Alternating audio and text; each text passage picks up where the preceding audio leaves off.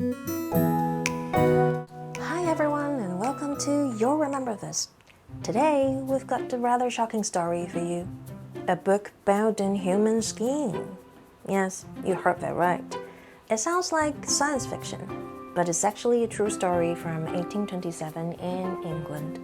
Since then, it has inspired movies, books, plays, and even folk songs. In this episode, we're sharing the most well-known version of the story. Alright, let's briefly talk about the background of the story. It takes place in a small village called Polstead in Suffolk. There's this guy, William Corder, and a woman named Maria Martin. William had been having an affair with Miss Martin. He told her to meet him at the Red Barn, a local landmark, saying they would run away together to get married. Sounds romantic, right? Not exactly. There were plenty of rumors, but here's one thing we know for sure. Maria didn't just miss her wedding. She never left the Red Barn after that night. So basically, it's that infamous storyline. A boy meets a girl, gets her pregnant, promises to marry her, and then kills her to avoid marrying her. After that night, William Corder went on with his life for a while and even placed an ad in the Lonely Hearts column of the Times on November 25, 1827. It reportedly received over 100 replies. Here's an excerpt from the ad. Matrimony.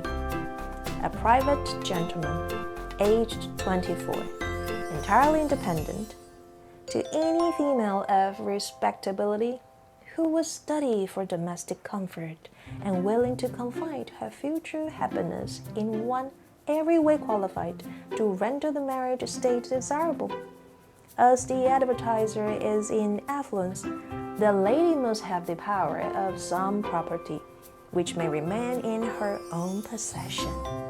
It is hoped no one will answer this through impertinent curiosity, but should this meet the eye of any agreeable lady who feels desirous of meeting with a sociable, tender, kind, and sympathizing companion, they will find this advertisement worthy of notice.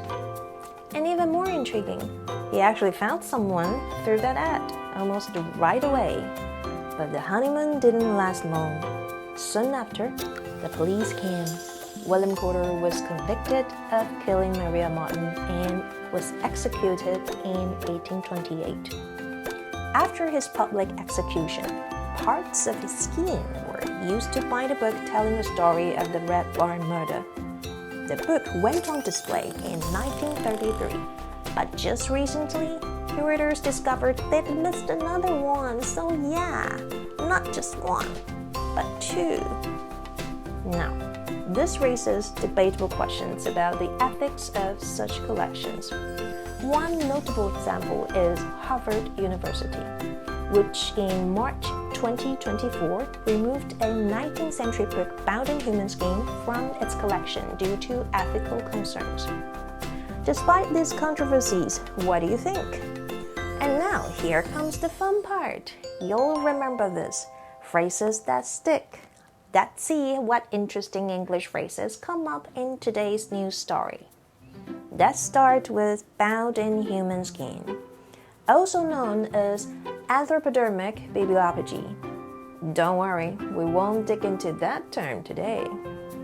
Bound in human skin refers to books that are bound using actual human skin as the cover.